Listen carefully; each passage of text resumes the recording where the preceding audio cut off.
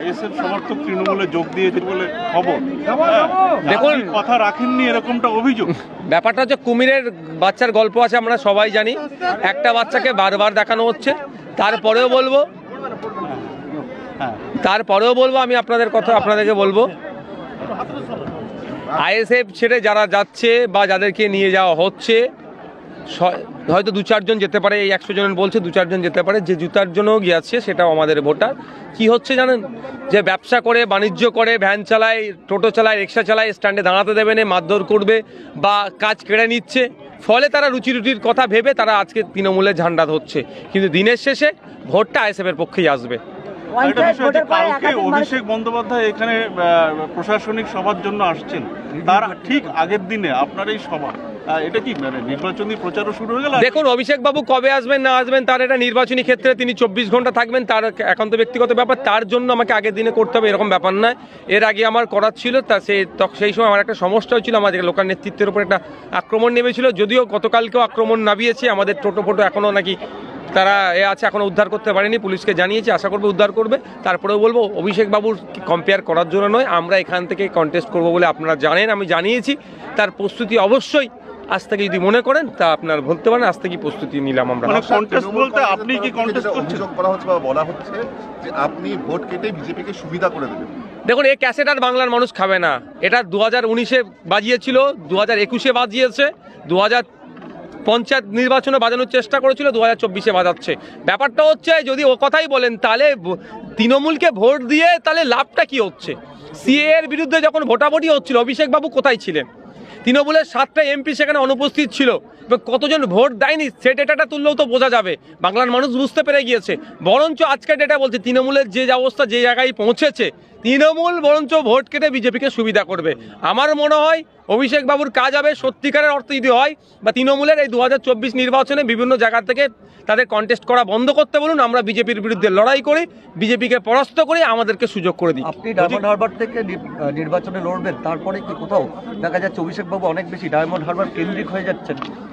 দেখুন, ব্যাপারটা হচ্ছে অভিষেক বাবুর পায়ের নিচে মাটি আছে কি না নাই তিনি বুঝতে পেরেছেন, সেই জন্য মাটি আঁকড়ে পড়ে থাকার চেষ্টা করছে অভিষেক। আমি এখন ডায়মন্ড হারবারে লড়বো বলে আমি বলেছি। এখন দেখুন, অভিষেক বাবু এখানে আছে, যখন নমিনেশন করব দেখবেন বেডিং পত্র বাড়ি থেকে নিয়ে এসে ডায়মন্ড হারবারের লোকসভার মধ্যে যে 7টা বিধানসভা আছে, তো 7টা তো বাড়ি বানিয়ে সেখানে থাকতে হবে। তবে যাই করুক না কেন, ডায়মন্ড হারবার লোকসভার মানুষ প্রস্তুতি নিয়েছে।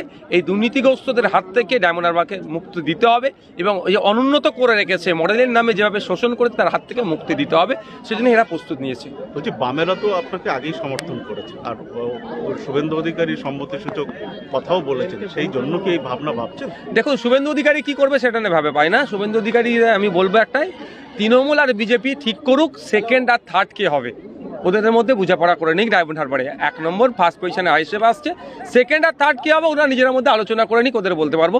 আর বাম আর কংগ্রেসের কথা যেহেতু বলছেন, যদি তা বাম কংগ্রেস ইন্ডিয়া জোটের মধ্যে থাকে, সেখানে তৃণমূলে যদি উপস্থিত থাকে, সেখানেও আমার তাহলে ওখান থেকে সহযোগিতা নেওয়া বা দেওয়ার কোনো প্রশ্নই থাকছে না।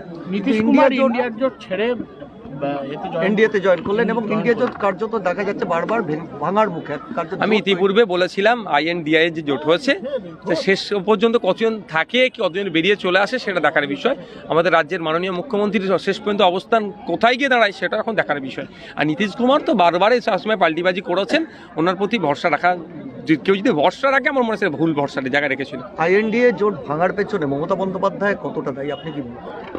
দেখুন, কতটা দায়ী আমি বলতে পারবো না, তবে মমতা ব্যানার্জি কোনো মতেই চাইবেন না INDI জোট শক্তিশালী হোক, তথা বিজেপি কেন্দ্রে দুর্বল হোক, কোনো মতেই চাইবেন না। মমতা ব্যানার্জি সবসময় চাইবেন বিজেপি কেন্দ্রে শক্তিশালী থাকুক, কারণ বিজেপিকে শক্তিশালী দেখাতে পারলেই পশ্চিমবাংলার যে ভোটটা মমতা ব্যানার্জির দলের একটা পকেট ভোট হিসাবে করে রেখেছে, ভোট ব্যাংক, তাদেরকে ভয় দেখিয়ে সেই ভোটটাকে সুরক্ষিত রাখতে পারবে।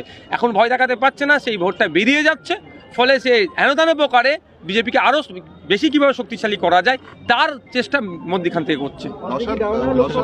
রাম মন্দিরের পর এবার মুখ্যমন্ত্রী রাজ্য সরকার তারা জগন্নাথ মন্দিরের উদ্বোধন করে, বিরোধীরা যেটা বলছে যে এইটা সম্পূর্ণভাবে সরকারি টাকায় করা হচ্ছে, এই বিষয়তে কি বলবেন? দেখুন, একটা সরকারের কাজ মন্দির মসজিদ নির্মাণ করা নয়, সরকারের কাজ হচ্ছে মানুষের মৌলিক যে চাহিদা, মৌলিক অধিকারগুলোকে পূরণ করার।